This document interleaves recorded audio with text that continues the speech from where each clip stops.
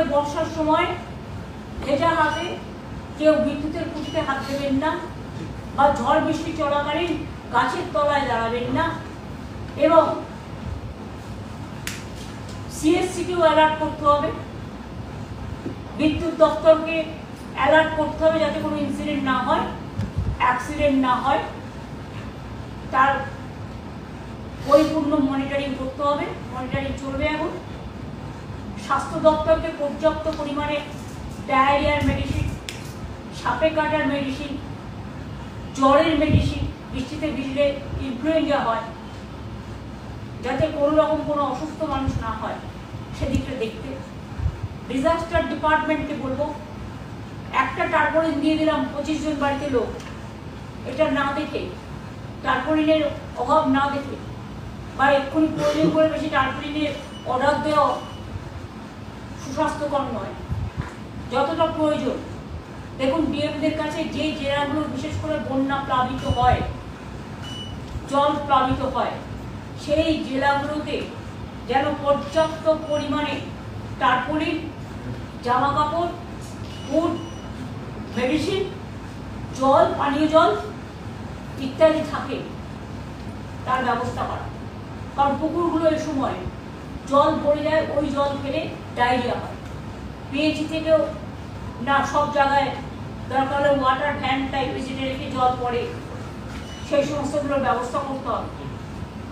Irrigation ডিপার্টমেন্টকে বলবো যে ছোটোখাটো কাজগুলো করা যায় বর্ষার মধ্যেও, জীবনে ঝুঁকি নিয়ে নয়, সেগুলোকে দেখে নিতে। এবং আমি তো বারবার বলছি ম্যানগ্রোভ এবং ঘোড়া গাছ নাকি একটা বলে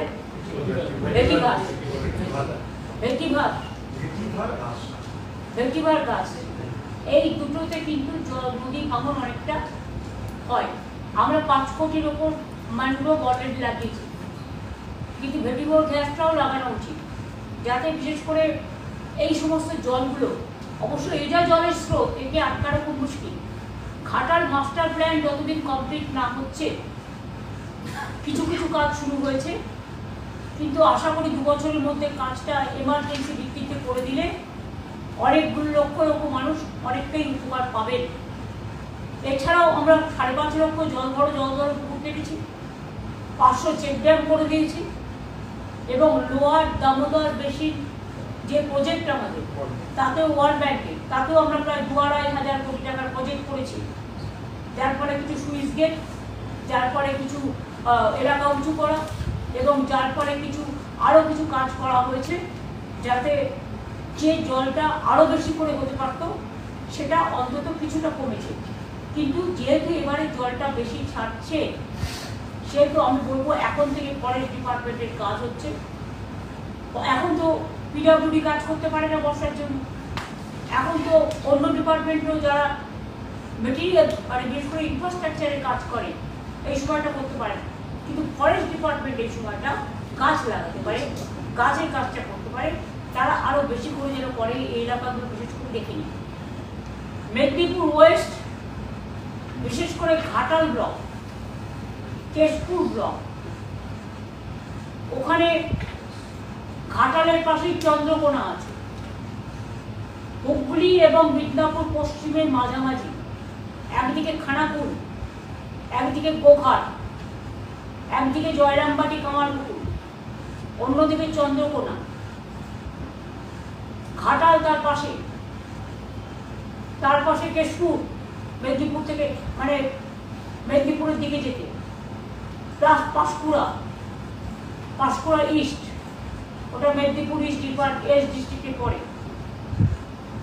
এবং মেদিনীপুর শহরের আশেপাশেও কিছু অংশ। ঝাড়গ্রাম জেলা জলে প্লাবিত হয়, যেগুলোর মধ্যে থ্রু দিয়ে জলগুলো আসে, বাঁধগুলো আছে, বিশেষ করে বাঁকুড়া জেলা, মেদিনীপুর ওয়েস্ট জেলা, মেদিনীপুর ইস্টের কিছুটা,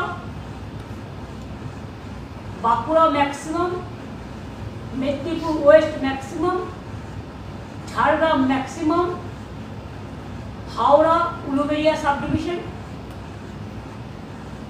এছাড়াও হুগলি খানাকুল, গোঘাট, জয়রামবাটি, কামারপুকুর, এই অঞ্চলগুলো জলে ভেসে যায়। এছাড়াও কিছু টাউন এরিয়া আছে যেখানে জল জমে যায়, মিউনিসিপ্যালিটি, সেখানেও মিউনিসিপ্যালিটিকে দেখতে হবে পাম্পে করে জলটা ওসব বের করবে, জায়গাটা পাবে তবে তো। আমি তো আস্তে আস্তে দেখছিলাম গঙ্গা পুরো ভরপুর টপটপে। এর উপরে যদি পূর্ণিমা বা অমাবস্যা আসে আর যদি হাই টাইড হয় তাহলে তো প্রবলেমটা আরো বাড়বে। সুতরাং এখন থেকে প্রিকশন নেই, প্রত্যেক ভিডিও অফিসে মাইকিং করা, জীবনের ঝুঁকি নেবেন না, আমাদের রিলিফ ক্যাম্পে আসুন। আগে রিলিফ ক্যাম্পগুলো আইডেন্টিফাই করা, এলাকা ওয়াইজ। পুলিশকেও বলবো এলাকা ওয়াইজ আইডেন্টিফাই করা। আগের বার আমি দেখেছিলাম, আমি শুনেছিলাম, আমি গেলাম ঘাটালে, দুজন এডিএম এর মধ্যে একজন এডিএম গল্প করছে, শুনছেই না কি বলছে মানুষ। মানুষের কাছে কি শোনো কি প্রবলেম। আর পুলিশ আগেরবারে আমাকে রিলিফ ওয়ার্কে অনেকটা সাহায্য করেছিল তাদের নিজেদের থেকে, তাদের নিজেদের ওয়েলফেয়ার প্রোগ্রাম থেকে। এবারেও আমি বলবো ঘাটাল এবং খানাকুল এবং ঝাড়গ্রাম আর পাঁশকুড়ার যে জায়গাটা জল অনেক বেশি জমে, আমি যেটা আগেরবার গিয়েছিলাম, এটা দেখে নিতে। উত্তরবঙ্গেও ডিএমদের বলবো যদি সেরকম পরিণতি হয়, আমি অবশ্য সকালে কুচবিহারের ডিএম এর কাছে জেনেছি যে এখনো সেভাবে কিছু হয়নি, কিন্তু হবে না বলে ওতে কত করবে। সুতরাং জলপাইগুড়ি, আলিপুরদুয়ার, কুচবিহার, উত্তরবঙ্গের বিভিন্ন দিক আছে, মালদাতেও অনেক জল জমে, মুর্শিদাবাদেও অনেকটা জমে, ফরাক্কা ব্যারেজ আছে এবং পাটনার ওদিক থেকে জলটা আসে, এবং এরা অনেক সময় নিজেদের বাঁচাবার জন্য নানা রকম ভাবে জল ছেড়ে দেয়। আমি সেটা আর বলবো না, খারাপ কাজ সেটাকে নিয়ে। সব ডিএমদের অ্যালার্ট থাকতে হবে, এসপিদের অ্যালার্ট থাকতে হবে। ডিজাস্টার ডিপার্টমেন্ট, আমি সিএসকে বলবো ইমিডিয়েট এই জেলাগুলোতে যেখানে জলপ্লাবনে ডিবিসি, মাইথন, পঞ্চায়েত, পাঞ্চেত থেকে শুরু করে বর্জরাতেও যেমন খুব হয়, বাঁকুড়ার বিভিন্ন জায়গায় হয়, ঝাড়গ্রামের সব জায়গাতেই প্রায় হয়, মেদিনীপুর ওয়েস্টের অনেকগুলো জায়গায় হয়, মেদিনীপুর ইস্টে কিছুটা জায়গায় হয়, এবং উলুবেড়িয়ার জায়গাগুলো, এখানে দীপা আছে, অন্তরা আছে, পশ্চিম মেদিনীপুরের ডিএম আছে, পূর্ব মেদিনীপুরের ডিএম আছে, বাঁকুড়ার ডিএম আছে, উত্তরবঙ্গের ডিএমরা সব জায়গায় সব জেলারই আছে। যেখানে মনে করবে জল জমছে, জলের ব্যাপার আছে, মানুষকে সাহায্য করবার জন্য, মানুষ আপনাকে বলবে না, আপনাকে মানুষের সাথে যোগাযোগ রেখে সাহায্য করতে হবে। এবং এগুলো দেখার জন্য আমি সিএসকে বলবো প্রতি জেলায় 3 জন করে প্রিন্সিপাল সেক্রেটারিকে, যেখানে প্রিন্সিপাল সেক্রেটারি প্রবলেম আছে সেখানে সেক্রেটারিকে দিয়ে দিই। কারণ কয়েকটা ডিপার্টমেন্ট এমার্জেন্সি আছে যারা অনেক সময় জায়গা ছাড়তে পারে না, তার নেক্সট ম্যানকে দিয়ে দিই, দিয়ে একটা করে টিম এই জেলাগুলোতে যেন এখন 7 দিন বসে থাকে, যতক্ষণ বর্ষা আর রিলিফের কাজ সেটেল না হচ্ছে পুরোপুরি। আমি পুলিশকেও বলবো, তাদের শ্রাবণী মেলা আছে সামনে, 21শে জুলাইও আছে, আরো অন্যান্য প্রোগ্রাম আছে, সবকিছুকে মাথায় রেখে মানুষের যাতে কোনো অসুবিধে না হয় সেদিকটা নজর দিয়ে, এবং রিলিফ ওয়ার্ক তারা যেভাবে করে সেটা করবে। আর মিনিস্টাররাও আমি জানি 21শে জুলাই পর্যন্ত তাদের কাজ আছে, কিন্তু তা সত্ত্বেও যে যে জেলায় প্রতিবার যারা যান এবং দেখে রাখেন তাদেরকেও বলবো, লোকাল যারা জনপ্রতিনিধি আছেন তাদের নিয়ে ডিএমকে কোঅপারেশন করুন, ভিডিওদের কোঅপারেশন করুন, পুলিশদের কোঅপারেশন করুন। আমি বেশি পেলাম না, ও বেশি পেলে ওইটা দেখার টাইম এখন নয়। মানুষকে সাহায্য করতে হবে, কোনো অভিযোগ আমি কারোর বিরুদ্ধে শুনতে চাই না। আর 2 হচ্ছে মিডিয়াকেও বলবো পজিটিভ রোল প্লে করতে, অযথা আতঙ্ক ছড়াবেন না, চেষ্টা করবেন মানুষের পাশে থাকতে। কখনো কখনো দায়বদ্ধতা, সমাজের দায়বদ্ধতা আমাদের ঘাড়ে এসে পড়ে, যখন মানুষকে বিপদে না ফেলে মানুষের ব্যাপারটা বুঝতে হয়। যদি আপনাদের কাছেও কোনো ইনফরমেশন থাকে, আপনারা দয়া করে অ্যাডভান্স জেলার ডিএমদের দেখে নিন, ধরে নিন, বা এসপিদের জানিয়ে দিন। ডিএম এসপিদেরও বলবো ইনফরমেশনগুলো দিয়ে ক্রস চেক করুন।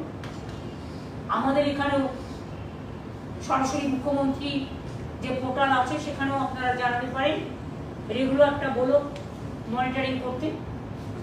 আর কৃষকদের আমি বলবো, আপনারা যে টাকাটা পাবেন এবছর আমরা খুব শিগগিরই দিতে শুরু করব, কিন্তু জমি যাদের জলের তলায় ডুবে যাবে তারা চিন্তা করবেন না, তাদের জন্য ইন্স্যুরেন্স করা আছে। সরকার আপনাদের ইন্স্যুরেন্সের টাকাটা টোটালটাই সরকার দেয়, এবং প্রতি বছরই এর জন্য আমাদের হাজার হাজার কোটি টাকা খরচা হয়। সেটা আমাদের দায়বদ্ধতা আছে সামাজিক, সেটা আমরা করব। শস্য ভাণ্ডার এবং কৃষক ভাণ্ডার যদি না বাঁচে তাহলে মানুষ না খেতে পেয়ে মারা যাবে।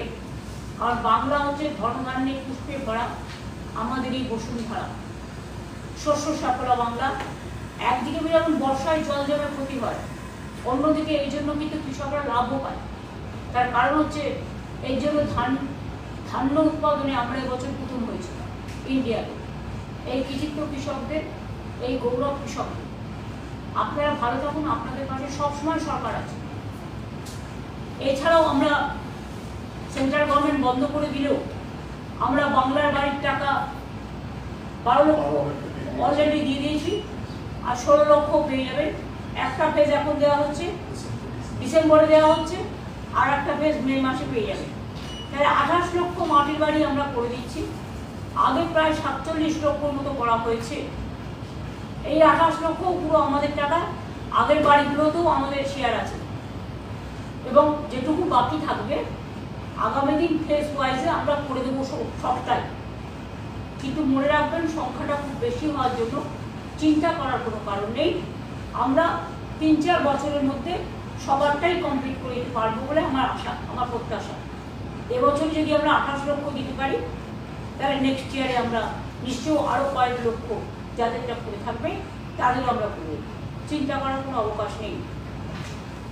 আর রাস্তাঘাটগুলো এ সময় কোনো ভারী গাড়ি যেন গ্রামীণ রাস্তা দিয়ে পার না হয়, ওদের কোনো সময় পার করতে দিই না যে গ্রামীণ রাস্তাগুলো আমরা পথশ্রী প্রকল্পে করি। কিন্তু তা সত্ত্বেও কিছু লোকাল ইন্টারেস্টের জন্য কিছু লোক ঢুকিয়ে দেয়, ফলে আমার রাস্তাগুলো ভেঙে যায়। সেটাকে কিন্তু টেক কেয়ার করতে হবে, পঞ্চায়েত ডিপার্টমেন্টকে সিরিয়াসলি মনিটরিং করতে হবে। এবং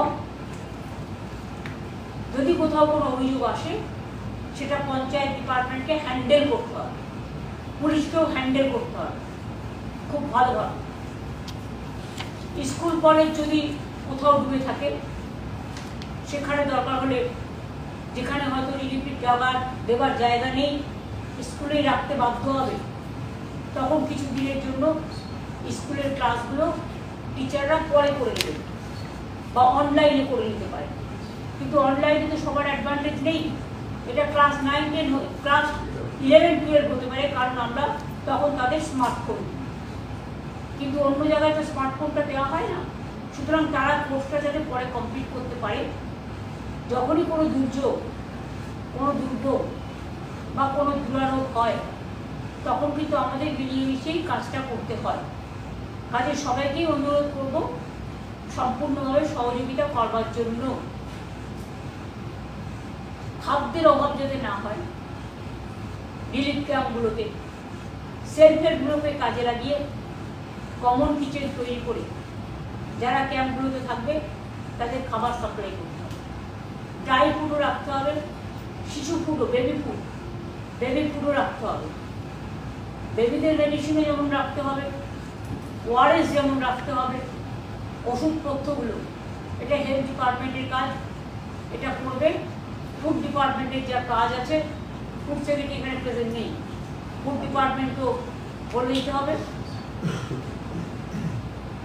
আইএনসিএকেও নজর রাখতে হবে, ডিআইসিও বলো, যদি কোনো মেসেজ পায় তোমাদের যেন কমিউনিকেট করে, তুমি সঙ্গে সঙ্গে সিএসকে কমিউনিকেট করো। মিউনিসিপ্যালিটিগুলোকেও বললাম জল জমলো আমি ঘরে বসে থাকলাম তা হবে না, রাস্তায় বিল্ডিং মেটেরিয়ালস পড়ে আছে, তার জন্য ড্রেনেজ বন্ধ হয়ে যাচ্ছে, সেটা দেখার দায়িত্ব এখন থেকে ইনস্ট্রাকশন যাবে যে ক্লিয়ার করো রাস্তা। যেখানে বিল্ডিং মেটেরিয়ালস, যদি কারো বিল্ডিং মেটেরিয়ালস হয় তার নিজস্ব জায়গায় রাখুক না, যেখানে বিল্ডিং তৈরি হচ্ছে সেখানে রাখুন, রাস্তায় কেন? ড্রেনেজ বন্ধ করে দেওয়ার অধিকার কিন্তু কারো নেই, এতে রাস্তায় জল বেশি জমে। মেট্রো রেলের যদি কোথাও প্রজেক্ট হয়, রেলের কোথাও প্রজেক্ট হয়, বা অন্যান্য আমাদেরও কারো কোনো প্রজেক্ট হয়, তাদের বলবো পিডব্লিউডিও হয়, ইরিগেশনেরও হয়, তারা জিনিসটা ভেতরে গুছিয়ে রাখবে, রাস্তার ওপরে ড্রেনেজ বন্ধ করে রাখবে না। ভিডিওর কাছ থেকে যদি গ্যাপ হয়ে যায় আইসিরা টেক ওভার করবে, মানে নজর রাখবে। দুটো তিনটে মেশিনারি একসাথে নজর রাখলে, এবং লাইন ডিপার্টমেন্টে যারা আছেন তারাও অসংখ্য কাজ করে, তাদেরও ইনস্ট্রাকশন দিতে হবে যে এই জেলাগুলোতে please keep watch, keep it touch. উত্তর 24 পরগনারও নদী বেষ্টিত অঞ্চলে কিছু জায়গায় হয়, দক্ষিণ 24 পরগনারও কিছু কিছু জায়গায় জল জমে, সেরকম বিভিন্ন জেলা আছে, বর্ধমানেও কিছু কিছু অঞ্চলে জমে। সুতরাং যেই জেলা হোক, সে বীরভূমি হোক, বর্ধমানই হোক, কুচবিহারই হোক, আলিপুরদুয়ারই হোক, দক্ষিণ দিনাজপুরই হোক, উত্তর দিনাজপুরই হোক, দার্জিলিংই হোক, কালিম্পংই হোক, শিলিগুড়ি হোক, যারা যে দায়িত্বে আছেন তাদের সব দায়িত্বটা উত্তর 24 পরগনা হোক, দক্ষিণ 24 পরগনা হোক, হাওড়া হোক, হুগলি হোক, বর্ধমান পূর্ব পশ্চিম হোক, বাঁকুড়া পুরুলিয়া থেকে শুরু করে মেদিনীপুর ইস্ট ওয়েস্ট ঝাড়গ্রাম থেকে শুরু করে সব জেলাতে, উত্তর দিনাজপুর, দক্ষিণ দিনাজপুর থেকে শুরু করে কুচবিহার, জলপাইগুড়ি, আলিপুরদুয়ার থেকে শুরু করে মালদা, মুর্শিদাবাদ থেকে শুরু করে নদিয়া থেকে শুরু করে সব জেলাতেই সকলকেই নজর রাখতে হবে। এই কাজটা যদি আমরা করতে পারি, আমি আশা করি রিলিফের টাকার জন্য কোনো প্রবলেম হবে না, রিলিফ মেটেরিয়ালসের। কাজেই মানুষ যাতে রিলিফের ব্যাপারে কোনো ক্ষোভ মানুষের মধ্যে না থাকে, এটা কিন্তু আমাদের দেখতে হবে। এটা আমাদের ফার্স্ট অ্যান্ড লাস্ট প্রায়োরিটি। এবং যেখানে জল ছাড়া হচ্ছে আমরা তো জানি, ওরা হঠাৎ হঠাৎ করে ছেড়ে দেয়, আর ছেড়ে দেওয়ার 3 দিন বাদে জানে সংখ্যাটা তো বুঝতে পারছেন, 27,000 লক্ষ কিউবিক মিটার জল ছেড়েছে, সাংঘাতিক, পুরো ডুবিয়ে দিয়েছে কয়েকটা জেলায়। কিন্তু হেল্পের বেলায় তারা একটা কাপড় দিয়েও কাউকে হেল্প করে, সাহায্য করে, যে আমি জলটা ছেড়ে দিয়ে কর্তব্য পালন করলাম। বন্যা ত্রাণের টাকা একমাত্র বাংলায় বন্ধ, আসাম বন্যা প্লাবিত অঞ্চল আসাম টাকা পায়, একমাত্র বন্ধ বাংলায়। গঙ্গা ভাঙনের টাকা নেই, নদী ভাঙনের টাকা বন্ধ, গঙ্গা ভাঙনের টাকা বন্ধ, ইভেন বন্যা ত্রাণের টাকা বন্ধ। সবটাই আমাদের নিজেদের করতে হবে, নিজেদের যা করতে হয় আমরা আমাদের সাধ্যমতো চেষ্টা করবো, কিন্তু আমরা দেখবো মানুষের যেন কোনো অসুবিধা না হয়, এটা আমাদের নজরে রাখতে হবে। আমার এই কটা কথাই বলার ছিল, বাদ বাকি যা বলার ডিজিকে বলবো একটু বলতে আউট লেভেলে, কারণ আমার যেহেতু অ্যাপয়েন্টমেন্ট দেওয়া আছে, এবং সিএস নিজেও যা যা বলার বলবে। Thank you so much.